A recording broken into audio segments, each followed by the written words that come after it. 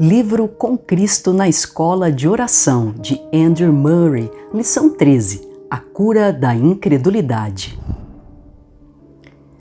Então os discípulos, aproximando-se de Jesus, perguntaram em particular: por que motivo não podemos nós expulsá-lo? E ele lhes respondeu: por causa da pequenez da vossa fé. Pois em verdade vos digo que se tiverdes fé, como um grão de mostarda, direis a este monte: passa daqui para acolá, e ele passará. Nada vos será impossível, mas esta casta não se expele senão por meio de oração e jejum. Mateus 17, 19 a 21. Quando os discípulos viram Jesus expulsar o espírito maligno do epilético, o qual não puderam curá-lo, perguntaram ao mestre por que haviam falhado. E ele lhes concedera poder e autoridade sobre todos os demônios e para efetuarem curas. Eles haviam muitas vezes exercido aquele poder e, jubilosos, contaram-lhe como os demônios lhes submetiam. E eis que agora, enquanto ele estava no monte, eles tinham sem dúvida fracassado. Havia sido provado que não havia nada na vontade de Deus ou na natureza do caso que pudesse tornar impossível a libertação daquele homem. Bastou uma ordem de Jesus e o espírito maligno se foi. A partir da pergunta deles, por que não podemos? Fica evidente que os discípulos queriam e tentaram fazer o mesmo. Eles provavelmente usaram o nome do Mestre e ordenaram ao espírito para que saísse. Seus esforços foram em vão e diante da multidão foram envergonhados. Por que não pudemos? A resposta de Cristo foi direta e clara: por causa da pequenez da vossa fé. O motivo do sucesso de Cristo e da falha dos discípulos não era porque Jesus tinha um poder especial ao qual os discípulos não tinham acesso. Não era esse o motivo. Ele tantas vezes os ensinara sobre a existência de um poder, o poder da fé, a qual, tanto no reino das trevas como no reino de Deus, todos devem prostrar-se. No mundo espiritual, o fracasso só tem uma causa: falta de fé. Fé é a única condição pela qual todo o poder divino pode entrar no homem e operar por meio dele. É a suscetibilidade ao mundo invisível, a vontade do homem rendida e moldada pela vontade de Deus. O poder que haviam recebido para expulsar demônios não lhes pertencia como um dom ou posse permanente. O poder estava em Cristo para ser recebido, guardado e usado somente pela fé. A fé viva nele mesmo, já que haviam sido cheios de fé nele, como Senhor e vencedor no mundo espiritual, e já que haviam sido cheios de fé nele e recebido a autoridade para expulsar demônios em seu nome, a fé lhes daria a vitória. Por causa da pequenez da vossa fé, foi para todas as épocas a explicação e repreensão do Mestre, para a impotência e fracasso da sua igreja. Mas essa falta de fé também pode ter uma causa. Os discípulos poderiam ter indagado: por que não podemos crer? Nossa fé expulsou demônios antes disso. Por que agora falhamos em crer? O Mestre respondeu-lhes, antes que fizessem a pergunta: mas esta casta não se expele senão por meio de oração e jejum. A fé é o mais simples e também o mais sublime exercício da vida espiritual, por meio do qual nosso espírito, em perfeita harmonia com o Espírito de Deus, se fortalece para exercer sua mais sublime atividade. A fé somente pode subsistir alimentando-se do que é divino, do próprio Deus. É pela adoração reverente a Deus, esperando nele e por ele, com um profundo silêncio de alma que se rende para que Deus se revele, que a capacidade de conhecer e confiar na vontade de Deus será desenvolvida. É quando lemos sua palavra no bendito livro, apresentando-a diante dele, pedindo-lhe que que a vivifique para nós com sua voz viva e amorosa, que seu poder virá em plenitude para crermos nela e a recebermos como a palavra específica de Deus para nós. É pela oração, em contato vivo com Deus, que a fé, o poder para confiar em Deus e por essa confiança aceitar tudo o que Ele diz, aceitar cada possibilidade que Ele oferece para crescimento de nossa fé, se fortalecerá em nós. Muitos cristãos não conseguem entender o que significa orar muito. Não conseguem formular nenhum conceito, nem sentem a necessidade de passar horas com Deus. Mas o que o Mestre diz, a experiência de seu povo confirma. Homens de muita fé são homens de muita oração. Aleluia. Isso nos leva novamente à lição que aprendemos quando Jesus, antes de dizer para crermos que recebemos o que pedimos, disse: tende fé em Deus. É Deus, o Deus vivo, em nossa fé, precisa ter raízes profundas e fortes. Então, ela será grande para remover montanhas e expulsar demônios. Se tiverdes fé, nada vos será impossível. Oh, se nos entregássemos para fazer a obra que Deus tem para nós neste mundo, entrando em contato com as montanhas e os demônios que precisam ser lançados e expulsos depressa, compreenderíamos a necessidade que existe de muita fé e de muita oração, como um único solo em que a fé pode ser cultivada. Cristo Jesus é a nossa vida e também a nossa vida de nossa fé. É sua vida em nós que nos faz fortes e simples para crer. Muita oração significa morte do eu em união íntima com Jesus, para que o espírito de fé venha com poder. A fé precisa de oração para seu pleno crescimento.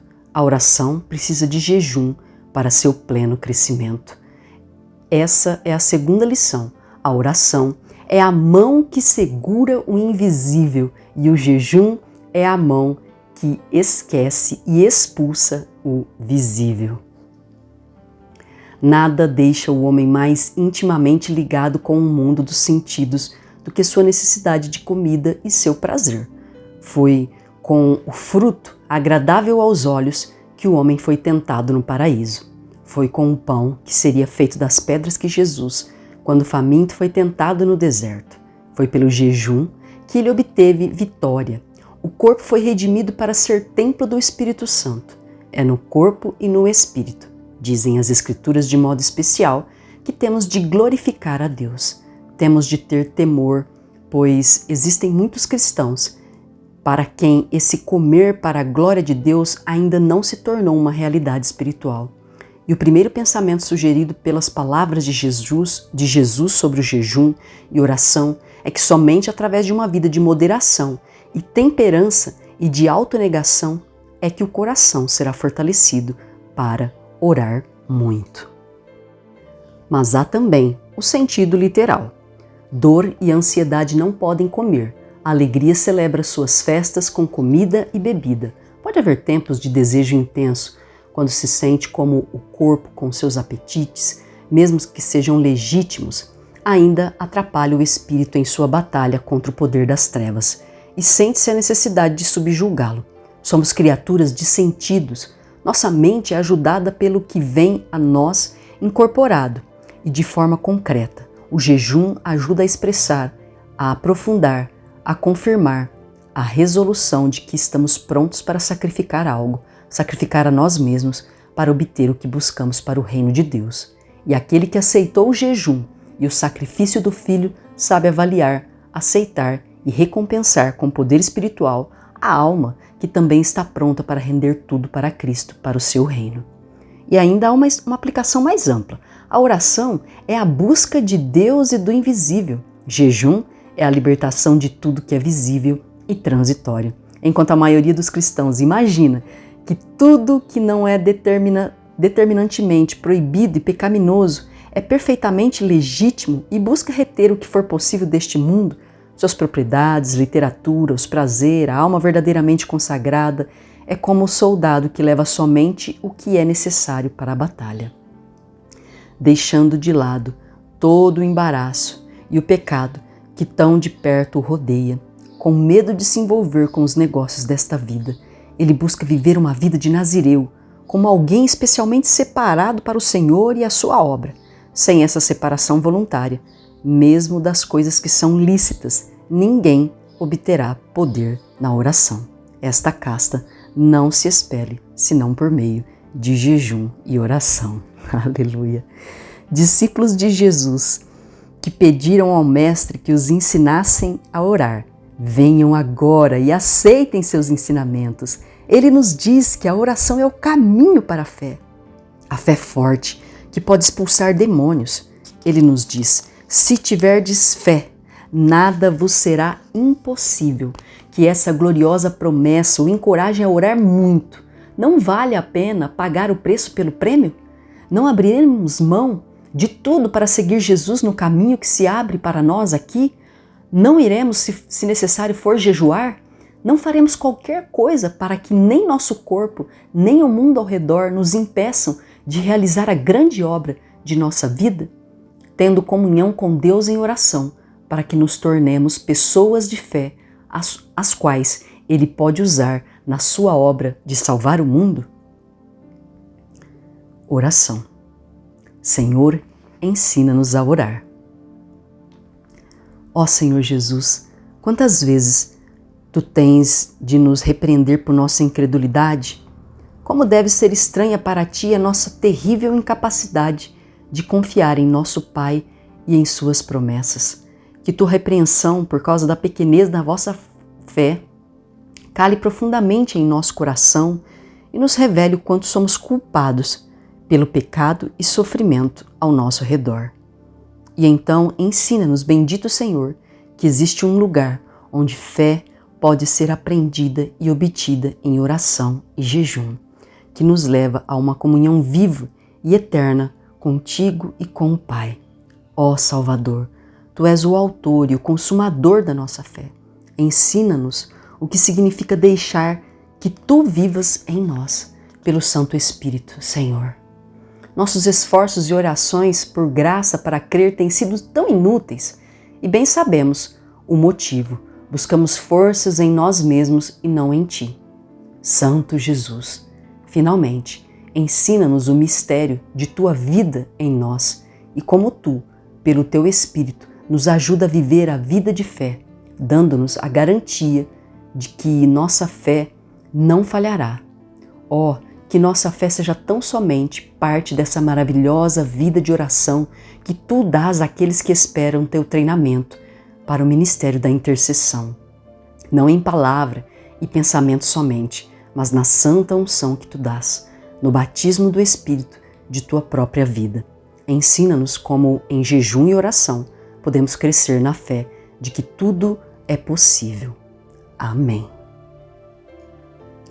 Nota: na época em que Blumhard passava por um terrível conflito com espíritos maus que se apossavam da vida das pessoas e buscava expulsá-los pela oração, ele muitas vezes indagava o que impedia a resposta. Certo dia, um amigo a quem contara seu problema fez que prestasse atenção às palavras de Nosso Senhor sobre jejum. Blumhard decidiu que se entregaria à prática do jejum, algumas vezes por mais de 30 horas. A partir da reflexão e da experiência, ele se convenceu de que o jejum é mais importante do que se pensa. Ele diz, já que, diante de Deus, o jejum é uma nova prática de que o que pedimos é um assunto de real e urgente interesse para nós, e já que ele fortalece, numa alta medida, a intensidade e o poder da oração, tornando-se uma expressão prática e incessante de uma oração sem palavras, eu pude crer que o jejum não seria ineficaz especificamente porque as palavras do Mestre faziam referência a um caso semelhante ao que vivia no momento. Tentei essa prática sem contar nada para ninguém e, de fato, o conflito anterior foi extraordinariamente esclarecido. Conseguia falar com muito maior tranquilidade e firmeza. Não exigia estar perto da pessoa doente e senti que podia exercer influência mesmo à distância. Próxima lição: oração e amor.